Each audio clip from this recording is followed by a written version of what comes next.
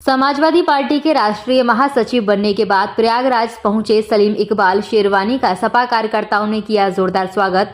प्रयागराज के होटल कान्हा श्याम में आयोजित हुआ स्वागत व सम्मान समारोह। सपा नेता स्वामी प्रसाद मौर्य द्वारा रामचरितमानस को लेकर दिए गए बयान पर सलीम इकबाल शेरवानी ने दिया जवाब। संबोधन में कहा कि गीता और कुरान को कभी लड़ते नहीं देखा, जबकि गीता और कुरान के नाम पर लड़ने वालों को कभी पढ़ते नहीं देखा।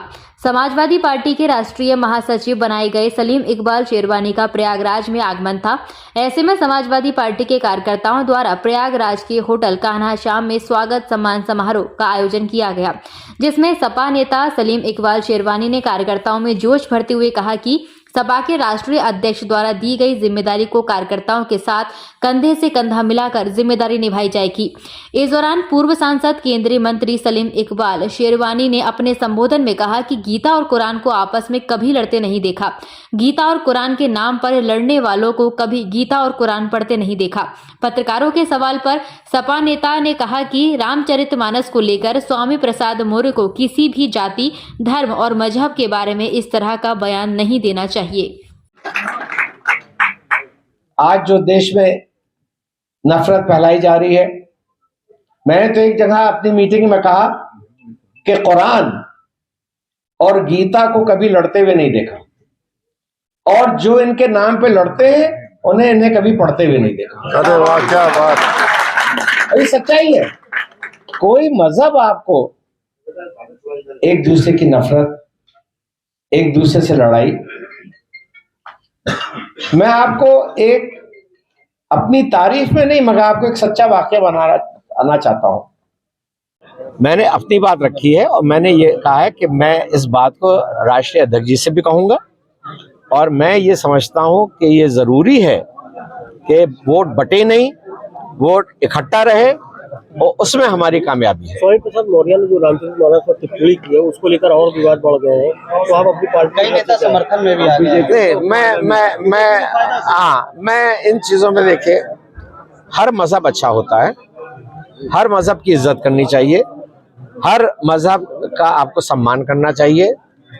आपका अपना अपना तरीका होता है कि आप किस तरह ऊपर वाले तक पहुंचना चाहते हैं। मुझे कोई अधिकार नहीं है कि मैं कहूँ आपका तरीका गलत है और मेरा तरीका सही है, या मेरा तरीका गलत है आपका तरीका सही है। हमें जब उसके बाद पहुंचना है, मैंने तो एक दफा, मैं आपको बताऊं, मैं एक मुसलमानों की मीटिंग में गया, मैंने उनसे कहा कि हमारा यकीन है कि क़यामत के रोज हम सब का फैसला होगा। तो मैंने ये कहा कि भाई, अगर क़यामत के रोज ऊपर वाला ये कहेगा कि शिया इधर बैठ जाओ, सुन्नी इस कोने में बैठ जाओ, अंसारी इस कोने में बैठ जाओ, और पठान इस कोने में बैठ जाओ, और सैयद इस कोने में बैठ जाओ, तो हम दुनिया में फर्क करें। जब हमको हमारा तरीका, हम किस तरह उस तक पूछना चाहते हैं, उसमें देखा जाएगा, तो दुनिया में क्यों फर्क कर रहे हो? ये चीजें खत्म करनी पड़ेंगी। नमाज भी एक साथ कैसे खत्म होगी सर?